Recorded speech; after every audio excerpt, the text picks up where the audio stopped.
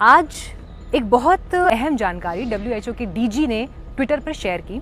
दरअसल उन्होंने series of tweets में ये बताया कि जिस तरह से ड्रामेटिकली हमारा आसपास का माहौल, हमारे इर्द गिर्द जो संक्रमण फैल रहा है वो जैसे बदला है, उससे निपटने के लिए हमें क्या करना चाहिए। और मैंने ये सोचा कि इस ट्वीट से जुड़ी जानकारी आपके साथ शेयर करने के लिए मैं स्टूडियो या ऑफिस के किसी स्पेस में नहीं, बल्कि यहाँ इस ग्रीन स्पेस में आपको आकर ये बात बताऊँ। ग्रीन स्पेस का जिक्र मैंने क्यों किया? क्योंकि अपने ट्वीट में WHO की डीजी ने जो गाइडलाइंस बताई हैं, दरअसल उसमें 5 अहम बातों का जिक्र है। ये 5 चीज़ें आपके लिए अहम इसलिए हैं कि अगर आप इन 5 चीज़ों को अपनी लाइफ में फॉलो करेंगे तो आप कोरोना वायरस के संक्रमण को बीट करने में ज़्यादा मजबूत होंगे, ज़्यादा हिम्मत वाले होंगे। पहली बात, नो टू स्मोकिंग, यानी वो सभी लोग जो धूम्रपान करते हैं उन्हें धूम्रपान से बचने की ज़रूरत है, क्योंकि अगर ऐसी स्थिति में आपको अगर संक्रमण होता है तो कई और गंभीर बीमारियां आपको आगे आके तंग कर सकती हैं। दूसरी अहम बात, आप पौष्टिक खाना खाएं, ईट हेल्दी, यानी क्योंकि आपका जो इम्यून सिस्टम है जब वो स्ट्रांग होगा, आपकी रोग प्रतिरोधक क्षमता जब मजबूत होगी, तो ऐसे में आप कोरोना वायरस के संक्रमण को बीट करने में ज़्यादा मजबूत होंगे, ज़्यादा स्ट्रांग होंगे। तीसरी अहम बात, शराब का सेवन आप ना करें। देखिए, सिगरेट और शराब इनकी वजह से या शुगर लेवल जैसी आपकी बॉडी में बढ़ता है, ये ऐसी चीज़ें हैं जो आपके लिए कोरोना से संक्रमित होने के केस में स्थितियों को और ज़्यादा विषम बना देंगी। चौथी अहम गाइडलाइन जो इन्होंने शेयर की, उसमें ये कहा कि हर इंसान को इस दौर में कसरत करना बहुत ज़रूरी है।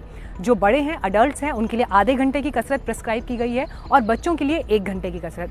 बच्चों के लिए 1 घंटे का समय अहम क्यों? क्योंकि बहुत ज़्यादा एनर्जी होती है, स्कूल नहीं है, अभी आजकल घरों पर हैं, तो ऐसे में उनकी एनर्जी को सही जगह पर चैनलाइज करने के लिए उनकी फिजिकल एक्टिविटीज़ आपको बढ़ानी बहुत ज़रूरी है। और 5वां बिंदु, आखिरी पॉइंट, आपकी मेंटल फिटनेस, आपकी मेंटल हेल्थ, यानी फिजिकल और मेंटल हेल्थ को आपको मजबूत करना होगा अपने आप को कोरोना वायरस से निपटने के लिए, खड़ा रखने के लिए, तैयार रखने के लिए। क्योंकि ये एक ऐसा समय है, आप हर तरफ नेगेटिव बातें सुन रहे हैं, आप ये सुन रहे हैं कि कैसे लोग बीमार पड़ रहे हैं, कहाँ पर कितनी मौत हो रही हैं, लेकिन इसके अलावा दुनिया में बहुत कुछ अच्छा भी हो रहा है। अगर हम डिप्रेस फील कर रहे हैं, हमारे अंदर एंग्जाइटी है, हमारे अंदर सैडनेस है, तो हमें इन चीज़ों से लड़ने की ज़रूरत है। अब इन चीज़ों से आप कैसे निपट सकते हैं? जैसे अगर आप वर्क फ्रॉम होम कर रहे हैं, यानी अगर आप घर से काम कर रहे हैं, तो बजाय कि आप एक ही सिटिंग में कंप्यूटर के आगे बैठे हुए हैं, काम कर रहे हैं, आप ये कर सकते हैं कि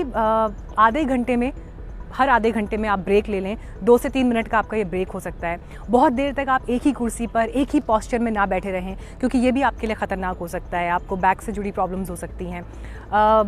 इसके अलावा आप ये ज़रूर कर सकते हैं कि जो समय आपके पास है उसे आप कैसे पॉजिटिवली और अपनी पर्सनल ग्रोथ के लिए इस्तेमाल कर सकते हैं। तो ऐसे में आप कुछ हॉबीज़ डेवलप करिए। अगर आपको संगीत सुनना अच्छा लगता है, आप गाने सुनिए, कुछ ऐसे गाने जो आप कभी नहीं सुन पाए या आपने हमेशा से अपनी विश लिस्ट में रखे थे कि आपको क्लासिकल के लिए टेस्ट डेवलप करना है, या मान लीजिए आप कोई पर्टिकुलर संगीत की ऐसी विधा है जिसको आप समझना चाहते हैं, ये समय है उसके लिए।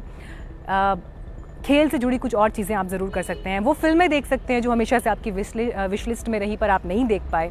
तो देखिए, इस समय को चैनलाइज करने के लिए आपके पास बहुत कुछ है। आप कुकिंग अगर सीखना चाहें, गार्डनिंग करना चाहें, और लॉकडाउन जिसका जिक्र सरकार कर चुकी है कि अभी आने वाले समय तक कुछ दिनों तक ये स्थिति बनी रहेगी, तो आप इसे फॉलो ज़रूर करें, क्योंकि लॉकडाउन ही अभी फ़िलहाल एकमात्र ऐसा उपाय है कि अगर आप घर में हैं तो ही आप सुरक्षित हैं। जब तक बहुत ज़रूरी ना हो, आप घरों से बाहर नहीं निकलेंगे।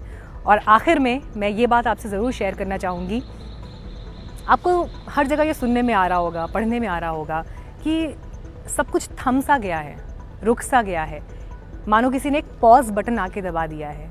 पॉज, इस पॉज को गले लगाइए। क्यों गले लगाइए? क्योंकि शायद कुदरत ने आपको ये समय दिया है सोचने के लिए, समझने के लिए, कुछ देर ठहरने के लिए कि कहाँ क्या गलत हुआ उसे आप सही कर सकें।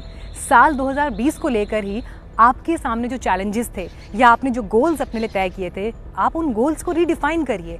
अपनी ज़िंदगी को दोबारा एक नए सिरे से उसे गढ़ने का, उसे समझने का प्रयत्न कीजिए, और यकीन मानिए, विजय हम सब की होगी।